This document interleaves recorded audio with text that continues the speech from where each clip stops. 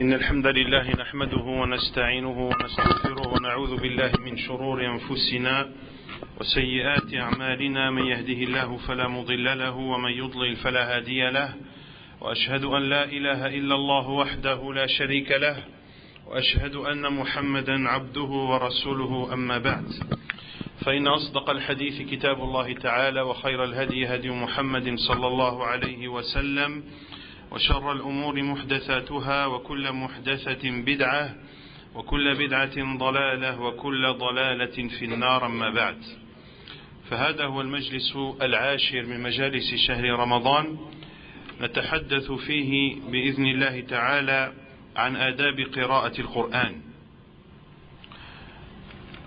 وقد تحدثنا في المجلس السابق عن النوع الثاني من أنواع قراءة القرآن وهي القراءة الحكمية. هذا القرآن الذي بين أيدينا نتلوه ونسمعوه ونستمع إليه ونحفظه ونكتبه هو كلام رب العالمين. Donc aujourd'hui, c'est la 10e assise, les assises du mois du Ramadan. Durant cette assise, nous allons parler des comportements à adopter lors de la lecture du Coran. Et avant de parler de ces comportements que se doit d'adopter celui qui lit le Coran pendant sa lecture, il est important de connaître la valeur de ce Coran. Le Coran que nous avons entre nos mains, que nous lisons, dont nous écoutons la lecture, ce Coran que nous apprenons par cœur et que nous écrivons est la parole d'Allah subhanahu wa ta'ala, le Seigneur des mondes. C'est la parole du Seigneur des premiers et des derniers. C'est l'anse la plus solide. C'est le chemin droit. C'est le rappel béni. C'est la lumière manifeste. Allah subhanahu wa ta'ala a parlé. Le Coran est la parole d'Allah subhanahu wa ta'ala. Allah azza wa jal a donc parlé et a dit ces paroles subhanahu wa ta'ala comme cela convient à sa majesté azza wa jal, car rien ne lui ressemble. Laysa kamithlihi shay wa huwa as-sami'ul basir.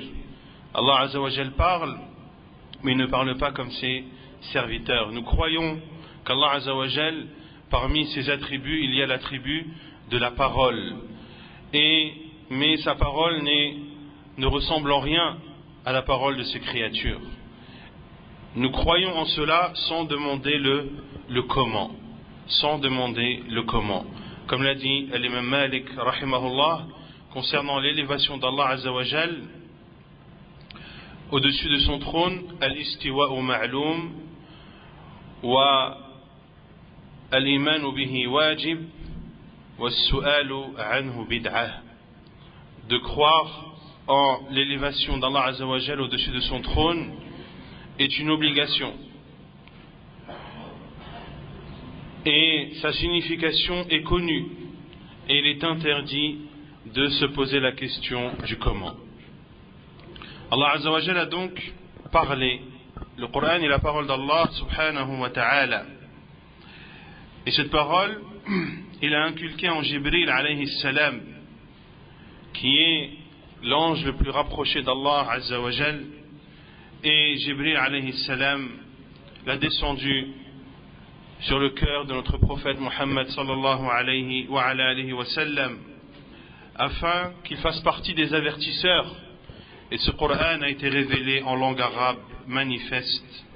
Allah subhanahu wa ta'ala a décrit et a donné les caractéristiques de ce Coran, de nombreuses caractéristiques, de nombreux éloges, afin que nous prenions et afin que nous réalisions l'importance du livre d'Allah subhanahu wa ta'ala et la place immense qu'il a dans sa noble religion et le respect énorme que doivent avoir les musulmans à l'égard du livre d'Allah subhanahu wa ta'ala. De nombreux versets viennent nous montrer l'importance de ce Coran. Et lorsque nous prendrons conscience de l'importance de ce Coran, alors quand nous le lirons, eh bien, nous saurons que Allah subhanahu wa ta'ala s'adresse bel et bien à nous, que nous lisons la parole d'Allah subhanahu wa ta'ala. Cela va nous amener à nous efforcer à en comprendre l'essence et à en appliquer les jugements qu'il contient.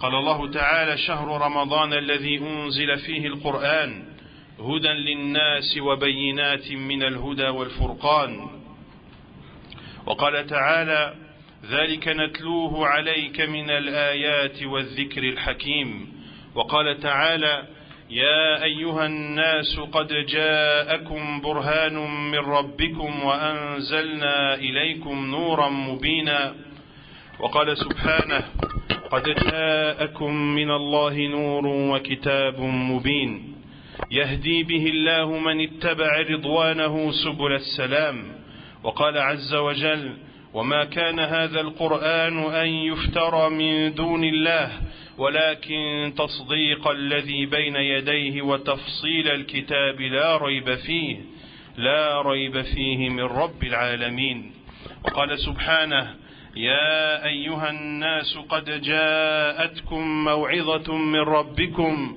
وشفاء لما في الصدور وهدى ورحمة للمؤمنين وقال عز وجل بسم الله الرحمن الرحيم ألف لام را كتاب أحكمت آياته ثم فصلت من لدن حكيم خبير وقال عز وجل إنا نحن نزلنا الذكر وإنا له لحافظون وقال عز من قائل ولقد آتيناك سبعا من المثاني والقرآن العظيم لا تمدن عينيك إلى ما متعنا به أزواجا منهم ولا تحزن عليهم واخفض جناحك للمؤمنين وقال سبحانه ونزلنا عليك الكتاب تبيانا لكل شيء وهدى ورحمة وبشرى للمسلمين وقال سبحانه وننزل من القرآن ما هو شفاء ورحمة للمؤمنين ولا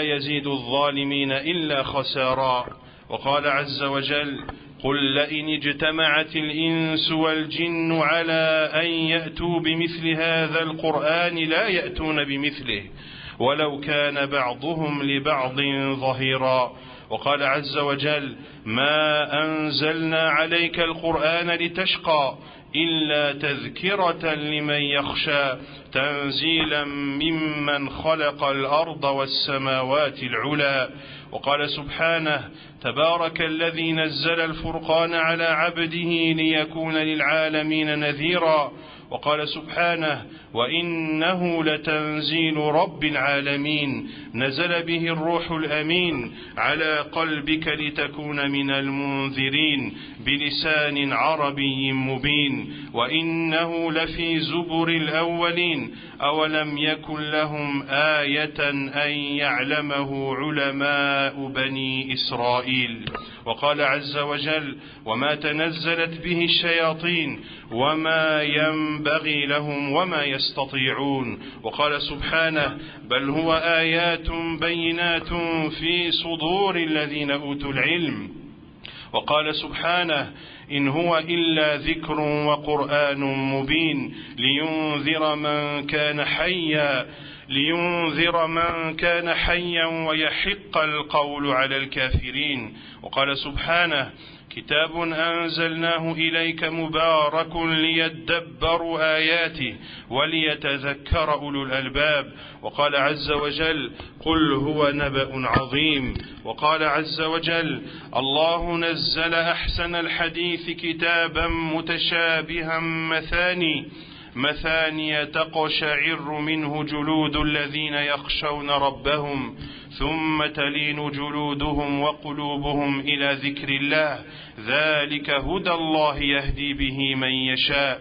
وقال سبحانه إن الذين كفروا بالذكر لما جاءهم وإنه لكتاب عزيز لا يأتيه الباطل من بين يديه ولا من خلفه تنزيل من حكيم حميد. وقال سبحانه هذا بصائر للناس وهدى ورحمة لقوم يوقنون. وقال سبحانه ولو أنزلنا هذا القرآن على جبل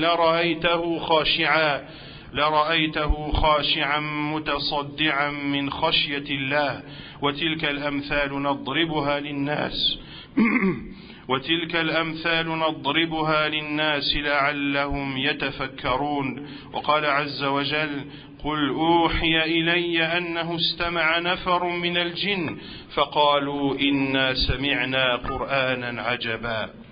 فهذه الأوصاف العظيمة الكثيرة التي نقلناها وغيرها مما لم ننقله تدل كلها على عظمة هذا القرآن ووجوب تعظيمه والتأدب عند تلاوته والبعد حال قراءته عن الهزء واللعب.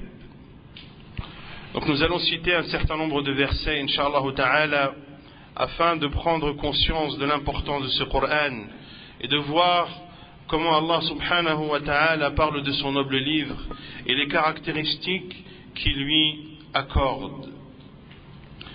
Allah Azza wa Jal dit dans le sens des versets, le mois du Ramadan, au cours duquel le Coran a été descendu comme guide pour les gens, épreuve claire de la bonne direction et du discernement.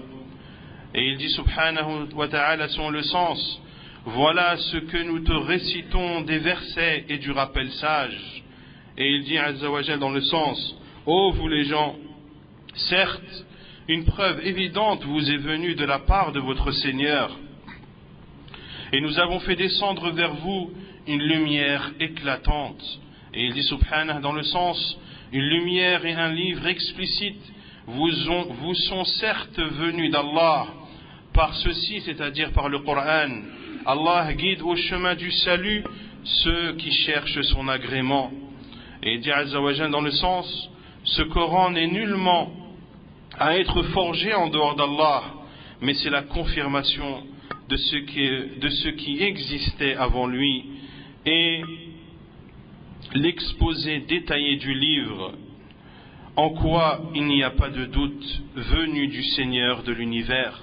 Et il dit, subhanah, dans le sens, ô vous les gens, une exhortation vous est venue de votre Seigneur, une guérison de ce qui est dans les poitrines, un guide et une miséricorde pour les croyants.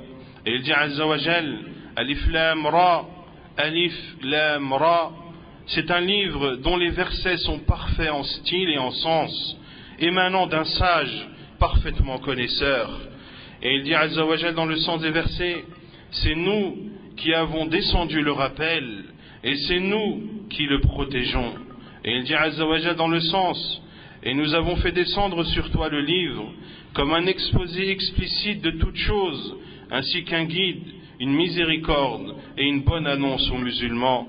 Et il dit subhanah dans le sens, dit, même si les hommes et les djinns s'unissaient pour produire quelque chose de semblable à ce Coran, ils ne sauraient produire rien de semblable, même s'ils se soutenaient les uns les autres. Et il dit Azza wa Jal dans le sens, nous n'avons pas fait descendre sur toi le Coran pour que tu sois malheureux, si ce n'est un rappel pour celui qui redoute Allah, et comme une révélation émanant de celui qui a créé la terre et les cieux sublimes. Et il dit Azza wa Jal dans le sens, ce Coran, c'est le Seigneur de l'univers qui l'a fait descendre, et l'Esprit fidèle est descendu avec cela sur ton cœur, pour que tu sois du nombre des avertisseurs. Et il dit Azza wa Jal dans le sens, et ce ne sont point les diables qui sont descendus avec ceci, c'est-à-dire avec le Coran. Cela ne leur convient pas et ils ne sauraient le faire. Et il dit Azza wa Jal dans le sens, ceci, c'est-à-dire le Coran, constitue pour les hommes une source de clarté, un guide et une miséricorde pour les gens qui croient avec certitude. Et Allah Azza wa Jal dit dans Surat Al-Jinn, en s'adressant à son prophète sallallahu alayhi wa sallam, dit: il m'a été révélé qu'un groupe de djinns ont entendu ce Coran et ils ont dit: nous avons certes entendu un Coran étonnant.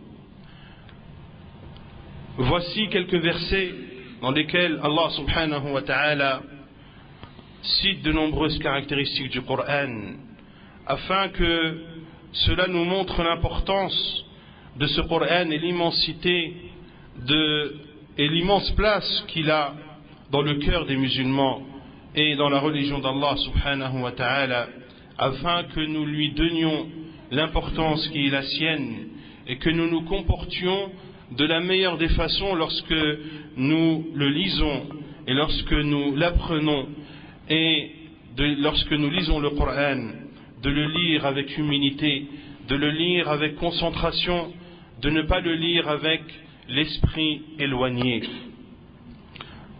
Voici le livre d'Allah subhanahu wa ta'ala. Voici le Coran qui, à travers les siècles, a été préservé par Allah subhanahu wa ta'ala. Voici ce Coran dont le défi est toujours d'actualité. Allah Azza wa Jal défie quiconque qui pourrait apporter un Coran semblable.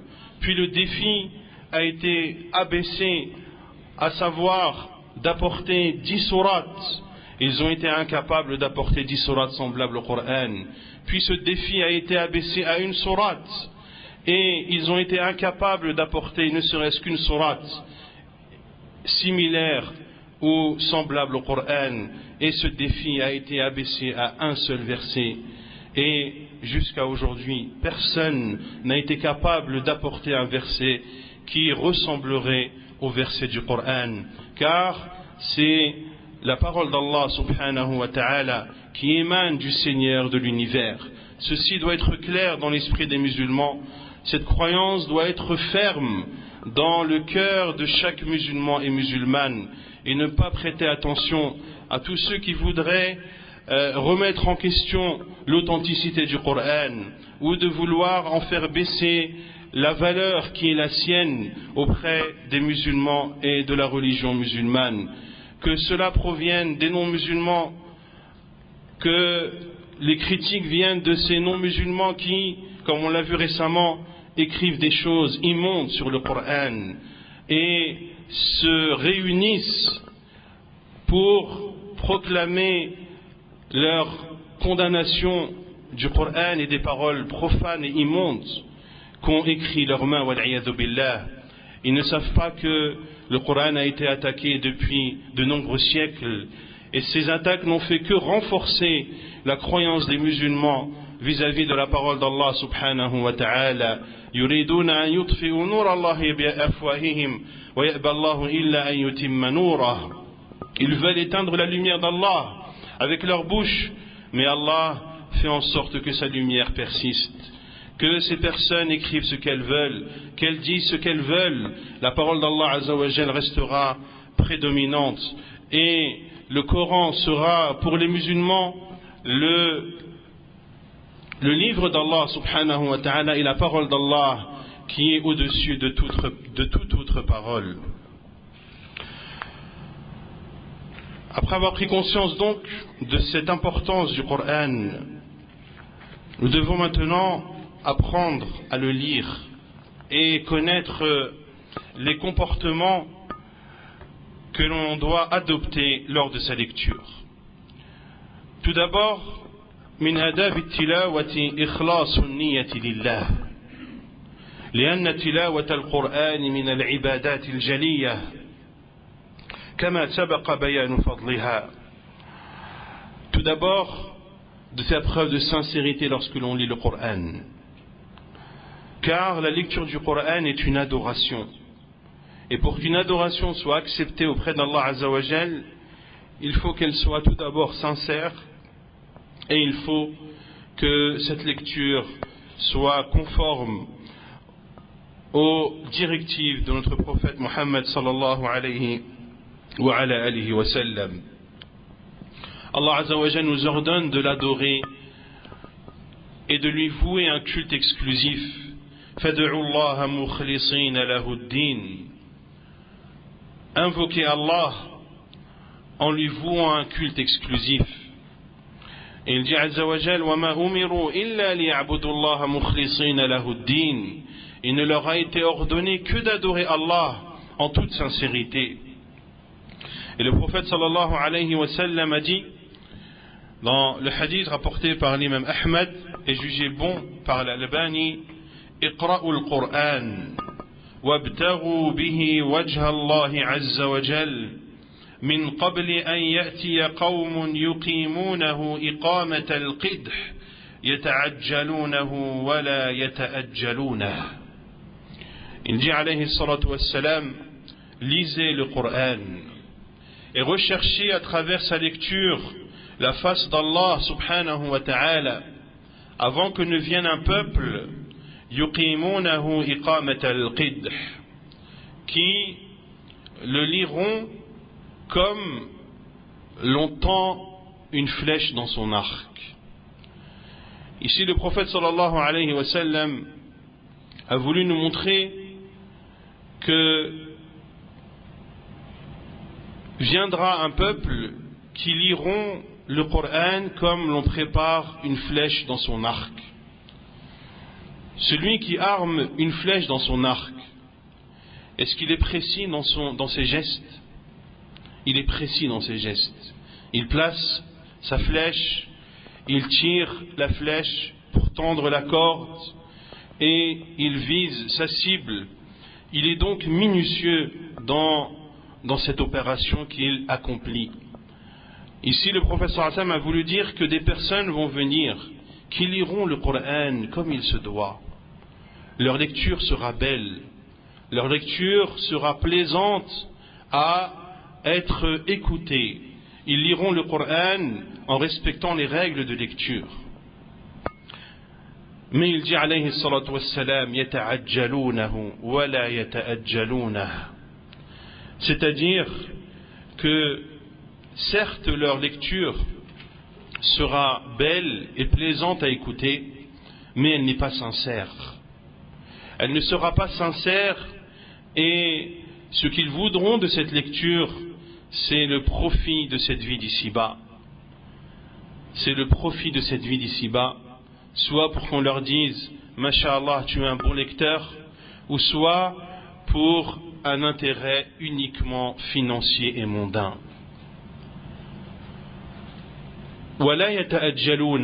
C'est-à-dire qu'ils ne lisent pas le Coran en espérant la récompense de l'au-delà, mais ils veulent une récompense précipitée, une récompense immédiate que sont les biens mondains.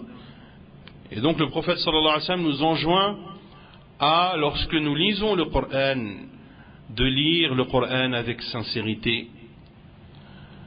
Et dans le hadith de Bukhari, le prophète sallallahu alayhi wa sallam nous informe que les trois qui seront précipités en enfer, parmi eux, le lecteur. Car il lisait pour que l'on dise Fulanun qari wa qad qil. Un tel est un lecteur du Coran, et effectivement cela avait été dit. Donc la sincérité est le premier comportement à avoir lorsque l'on lit le Coran. ومن آدابها أن يقرأ بقلب حاضر يتدبر ما يقرأ ويتفهم معانيه.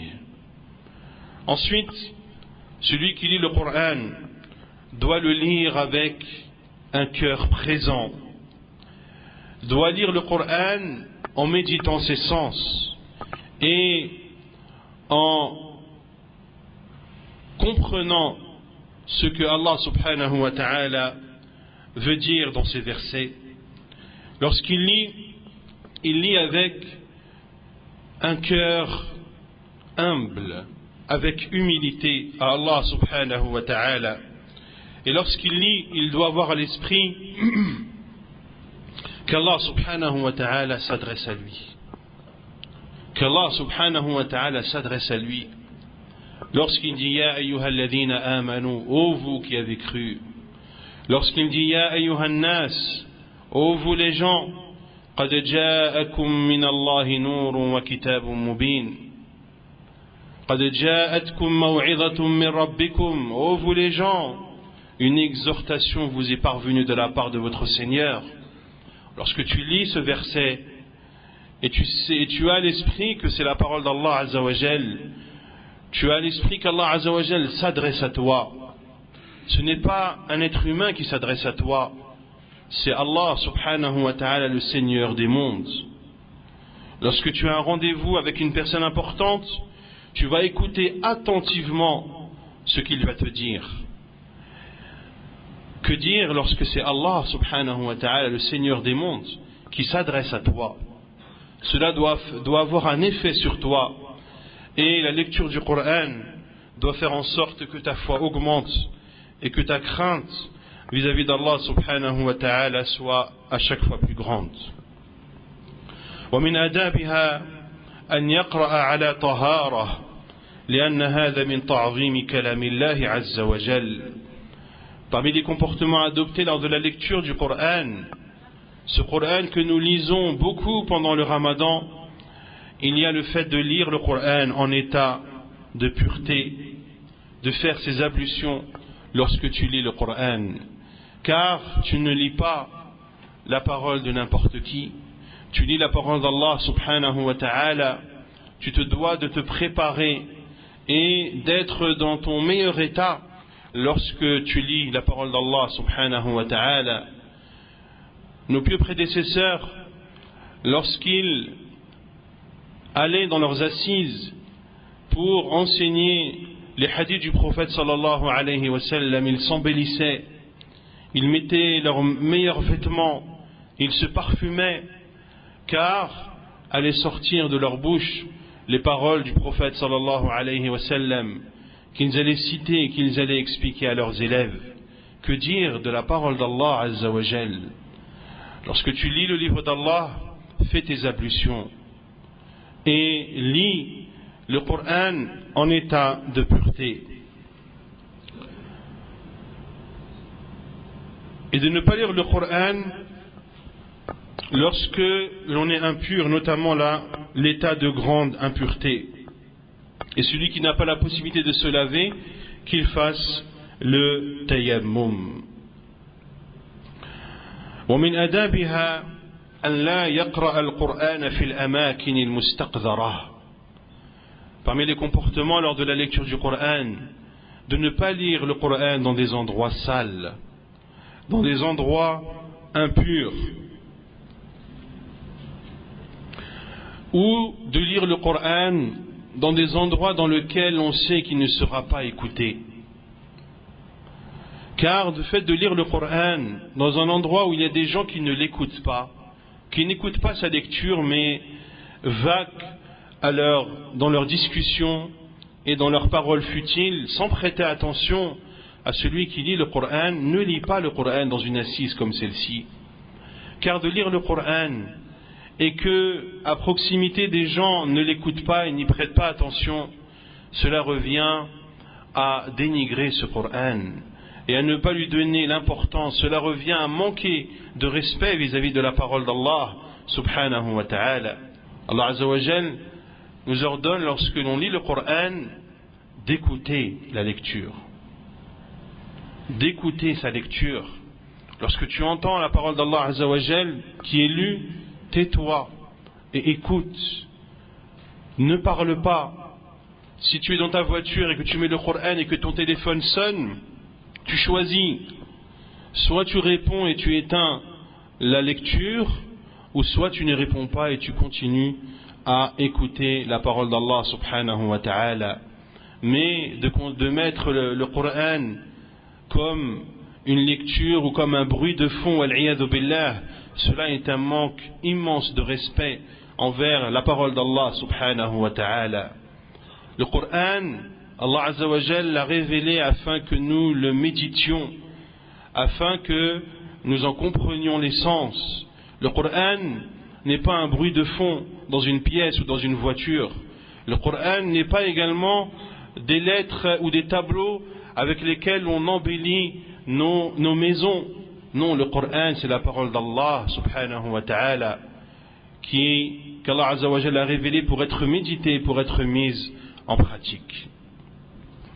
De ne pas lire le Coran dans les endroits sales, comme les toilettes ou les salles de bain ou autres, qui sont des lieux dans lesquels les saletés y sont présentes ou y sont déversées. ومن آدابها أن يستعيذ بالله من الشيطان الرجيم. Également parmi les comportements lors de la lecture du Coran ou avant la lecture du Coran, c'est le fait de demander la protection d'Allah contre le diable lapidé.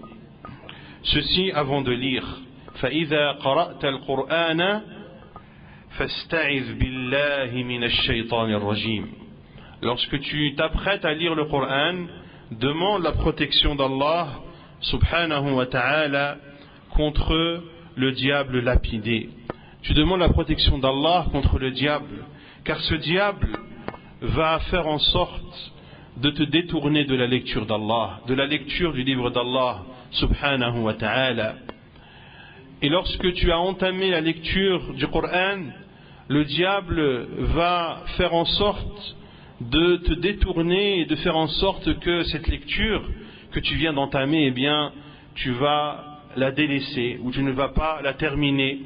Toi qui avais l'intention de prendre ton mushaf et de lire un ou deux hizb, le diable va faire en sorte de te détourner et de faire en sorte que tu sois occupé à faire autre chose. Tu reçois une notification sur ton téléphone alors que tu es en train de lire le Coran et tu regardes, c'est un message et tu réponds et on te répond et voilà, tu dois partir parce que on t'a appelé ou tu as une chose à faire et tu as délaissé la lecture du Coran. Lorsque tu lis le Coran, mets ton téléphone en mode avion pour ne pas être dérangé. Ferme toute porte du diable qui pourrait s'ouvrir vers toi. Tu as un objectif dans ta lecture du Coran, eh bien fais cet objectif. Et comme je le dis souvent aux frères, oui mais des fois il y a des urgences. S'il y a des urgences, tu fais le 112. Une personne qui a une urgence, elle appelle les pompiers, elle appelle le SAMU. Ce n'est pas parce que tu es indisponible pendant 1 heure que la terre va arrêter de tourner. Il faut arrêter de croire toujours que l'on est le centre de la terre et que l'on doit être disponible et joignable 24 heures sur 24. Et pendant 1 heure, si tu es injoignable, tu as l'impression que la terre va s'effondrer. Et taqillah, il faut craindre Allah subhanahu wa ta'ala et connaître la valeur de nos personnes. Ces appareils, ces téléphones, ces tablettes, etc., il y a à peine 5-6 ans qu'elles existent. Comment faisaient les gens pour vivre avant, lorsqu'ils n'avaient que des téléphones fixes? Et comment faisaient-ils avant pour vivre, lorsqu'ils n'avaient ni téléphone fixe, ni téléphone portable? C'était des lettres qu'ils s'envoyaient, il fallait 1 semaine, 2 semaines pour qu'elles arrivent à destination. Est-ce que cela les a empêchés de vivre convenablement? Est-ce que cela les a empêchés d'apprendre la science? Est-ce que cela les a empêchés de lire le Coran? Est-ce que cela les a empêchés de nourrir et de subvenir aux besoins de leur famille? Non, absolument pas. Donc il faut arrêter de penser que nous devons être connectés H24. Non, il y a des priorités. Et lorsque tu lis le Coran, ferme les portes du diable. Et je suis sûr que si je posais la question à l'un d'entre vous qui a commencé à lire le Coran et qui, pendant sa lecture, a été interrompu 5, 6 fois, 7 fois, parce qu'il a consulté 7-6 fois son téléphone portable. Soit un appel, soit un message, soit une notification, soit ci, soit ça. Et sa lecture est une lecture entrecoupée, une lecture dénuée de concentration et dénuée de méditation. Donc de dire A'udhu billahi minash shaitanir rajim lorsque tu t'apprêtes à lire le Coran. Quant à la basmala, le fait de dire Bismillahir Rahmanir Rahim, tu le dis lorsque tu entames une sourate du Coran. Lorsque tu entames une sourate du Coran, hormis sourate At-Tawbah, car sourate At-Tawbah ne commence pas par Bismillahir Rahmanir Rahim. ومن آدابها أن أن يحسن صوته بالقرآن لحديث أبي هريرة رضي الله عنه أن النبي صلى الله عليه وسلم قال ما أذن الله لشيء أي ما استمع لشيء كما أذن لنبي حسن الصوت يتغنى بالقرآن يجهر به.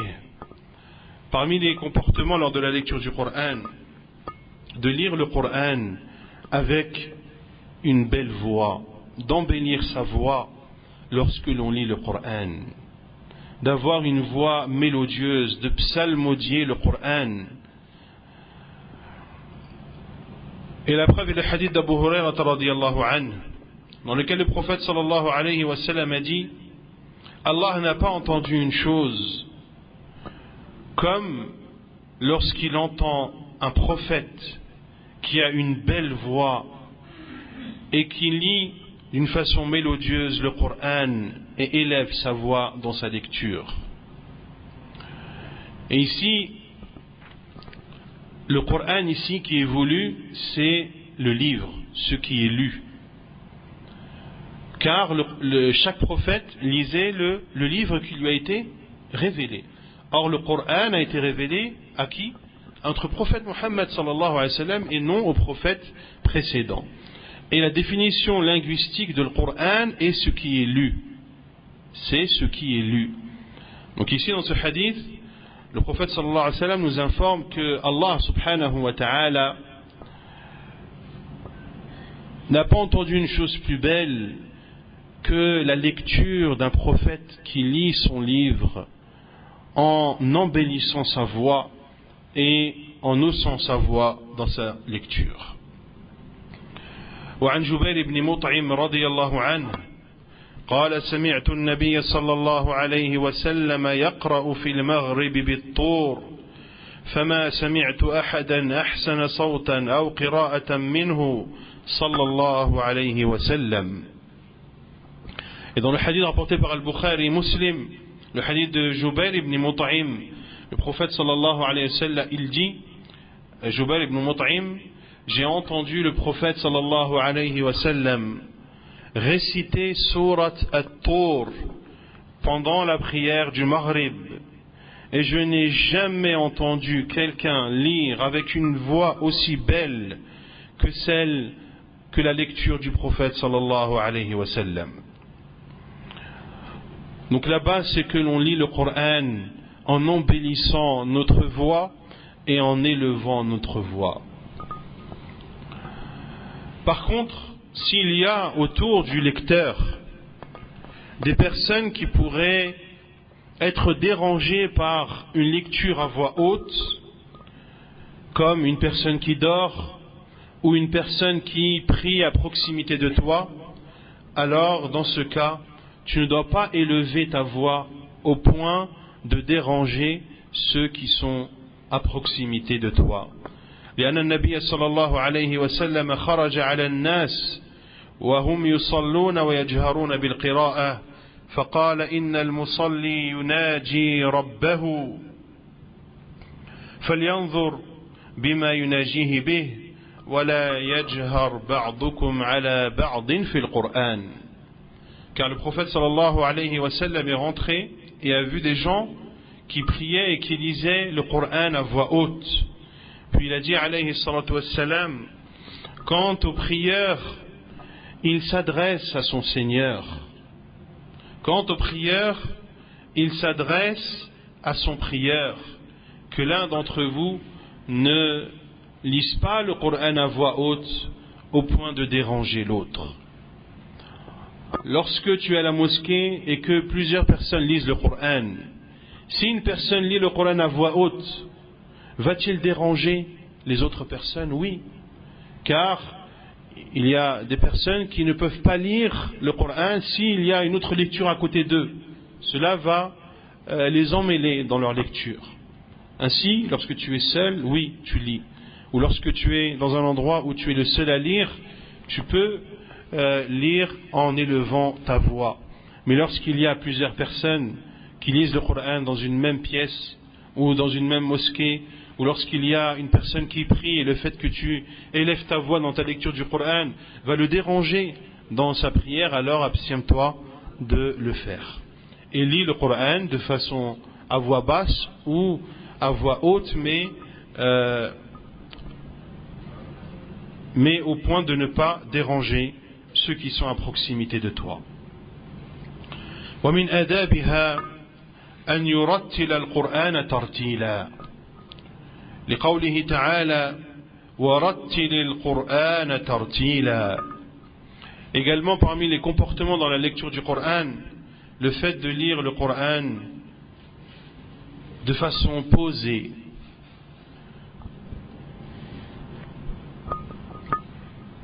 et de ne pas lire le Coran d'une façon rapide. Car le fait de lire le Coran posément, cela est plus propice à la méditation et à la compréhension des sens du Coran, et de lire chaque lettre comme il se doit.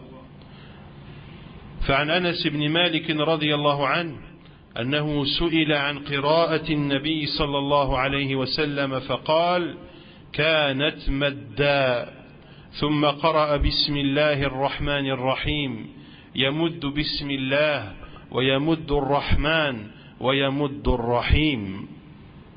وسئلت أم سلمة رضي الله عنها عن قراءة النبي صلى الله عليه وسلم فقالت كان يقطع قراءته آية آية بسم الله الرحمن الرحيم الحمد لله رب العالمين الرحمن الرحيم مالك يوم الدين.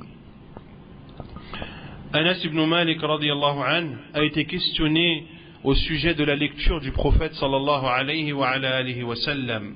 Et il a répondu kanat madda, c'est-à-dire que le prophète sallallahu alayhi wa sallam respectait les moudoud dans sa lecture. Je ne sais pas comment on traduit le mad, les prolongations. Non, les prolongations. Et dans le ilm du tajwid, les huruf al-moudoud, c'est le alif précédé d'une fatha, le waw précédé d'une damma et le ya précédé d'une kasra. Qala, yaqulu, qila. Il y a des moudoud à respecter, il y a plusieurs sortes de moudoud. Il y a des moudoud avec 6 temps, 5 temps, 4 temps. À kulli hal, cela revient à la lecture, à la science du tajwid. Le prophète sallallahu alayhi wa sallam, sa lecture, il y avait des prolongations. Il respectait les moudoud alayhi salatu wassalam. Lorsqu'il disait Bismillahir Rahmanir Rahim, il faisait le mad. Bismillahi Ar-Rahmani Ar-Rahimi. Et Salama radiyallahu anha, lorsqu'elle a parlé, lorsqu'elle a été questionnée sur la lecture du prophète alayhi salatu wassalam, elle a dit Kana yuqatti'u qira'atahu ayatan ayah. Le prophète sallallahu alayhi wa sallam lisait le Coran verset par verset. Bismillahir Rahmanir Rahim, Alhamdulillahi Rabbil Alamin, Ar-Rahmanir Rahim, Maliki Yawmiddin, Iyyaka na'budu wa Iyyaka nasta'in. Il lisait verset par verset alayhi salatu wassalam. Et il n'y a pas de mal à lire d'une façon rapide, à condition que cette lecture rapide n'implique pas de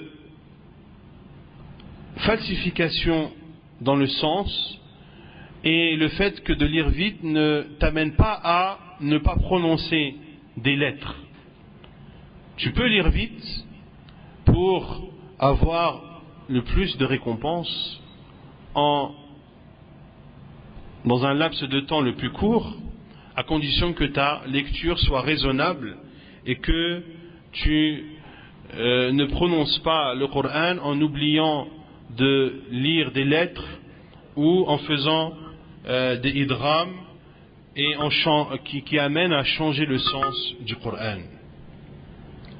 Car si ta lecture t'amène à ne pas lire des lettres ou à lire et que dans ta lecture du Coran cela devient incompréhensible, cela devient alors interdit, car cela est assimilé à une falsification du Coran.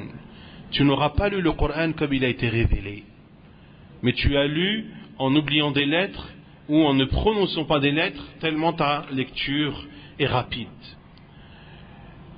Et le fait de lire vite, comme je l'ai dit, n'est pas interdit, cela est même parfois recommandé, comme celui qui lit pour apprendre le Coran. Quand on te dit voilà, pour apprendre cette page ou ce hizb ou ce rubu' ou ce thumun, tu dois le lire 60 fois, 70 fois, 100 fois. Si tu commences à lire ton rubu' en prenant ton temps et en respectant tous les mots d'oud, etc., cela va te prendre un temps immense. Donc le fait de lire vite, mais de façon correcte, est parfois recommandé. Et parfois recommandé lorsque tu veux, par exemple, pendant le Ramadan, finir la lecture du Coran entièrement plusieurs fois. Pour cela, tu as besoin de lire de façon un peu plus rapide que d'habitude. Donc, lorsque cela est justifié, il n'y a pas de mal, à condition de ne pas altérer les mots du Coran et ses sens. ومن آدابها أن يسجد إذا مر بآية السجدة وهو على وضوء في أي وقت كان من ليل أو نهار. Également parmi les comportements à voir lors de la lecture du Coran, il y a le fait de se prosterner lorsque tu lis un verset où il y a une prosternation, et d'être en état d'ablution lorsque tu te prosternes. Et tu as le droit de le faire à n'importe quel moment de la journée ou de la nuit. Lorsque tu lis un verset où il y a une prosternation, tu fais le takbir. Donc, il y a deux cas de figure. Soit tu lis le Coran et tu es en état de prière, ou soit tu lis le Coran, tu n'es pas en état de prière. Tu es assis à la mosquée et tu lis ton mushaf. Tu arrives à un verset comportant une prosternation, tukabbir, tu dis Allahu Akbar. Puis tu te prosternes et tu dis Subhana Rabbiyal A'la et tu invoques Allah Subhanahu wa Ta'ala. Et lorsque tu te relèves du sujoud, tu ne fais pas le takbir. Tu te relèves sans faire de takbir et sans faire de salam, sans saluer à droite ou à gauche, car cela n'a pas été rapporté du prophète sallallahu alayhi wa sallam. Ça, c'est le cas de figure dans lequel tu n'es pas en prière. Lorsque tu lis le Coran en état de prière, lorsque tu pries et que tu lis le Coran et que tu arrives à un verset où il y a une prosternation, alors dans ce cas, tu diras Allahu Akbar au moment où tu te prosternes et tu diras Allahu Akbar au moment où tu te relèves de ta prosternation. Et la preuve est le hadith d'Abu Huraira radiyallahu anhu qui informe que le prophète sallallahu alayhi wa sallam faisait le takbir à chaque fois qu'il s'abaissait et à chaque fois qu'il se relevait alayhi salatu wa salam. Et que Abu Huraira radiyallahu anhu faisait cela. Abu Huraira radiyallahu anhu faisait le takbir à chaque fois qu'il s'abaissait ou qu'il se relevait dans sa prière, et il a rapporté que le prophète sallallahu alayhi wa sallam faisait ainsi. Le hadith est rapporté par Muslim dans son Sahih. وعن عبد الله بن مسعود رضي الله عنه قال رأيت النبي صلى الله عليه وسلم يكبر في كل رفع وخفض وقيام وقعود. Abdullah ibn Mas'ud radiyallahu anhu rapporte que le prophète sallallahu alayhi wa sallam faisait le takbir, disait Allahu Akbar à chaque fois qu'il se relevait, à chaque fois qu'il s'abaissait, à chaque fois qu'il se mettait debout et à chaque fois qu'il s'asseyait alayhi salatu wa salam, c'est-à-dire pendant la prière. Que ce soit avant le ruku', lorsque l'on se lève du ruku', avant de se prosterner, en se relevant de la prosternation, le prophète sallallahu alayhi wa sallam faisait le takbir. Et ceci a été rapporté de façon générale dans la prière du prophète alayhi salatu wassalam. Ceci inclut donc la prosternation de la lecture. La prosternation de la lecture pendant la prière, tu fais le takbir avant de te prosterner et après t'être relevé de ta prosternation. هذا بعض آداب القراءة التي علينا أن نتأدب بها وأن نحرص عليها وأن نبتغي بها من فضل الله سبحانه وتعالى. Voici quelques comportements que se doit d'adopter celui qui lit le Coran. Nous devons donc appliquer ces recommandations et ces comportements en espérant la récompense d'Allah subhanahu wa ta'ala dans tout ceci, car tout ce que nous a enseigné le prophète sallallahu alayhi wa sallam n'est qu'un bien pour nous et cela nous sera bénéfique dans cette vie d'ici-bas et dans l'au-delà. Wallahu a'lam. وصلى الله وسلم وبارك على نبينا محمد وعلى آله وصحبه أجمعين وآخر دعوانا أن الحمد لله رب العالمين.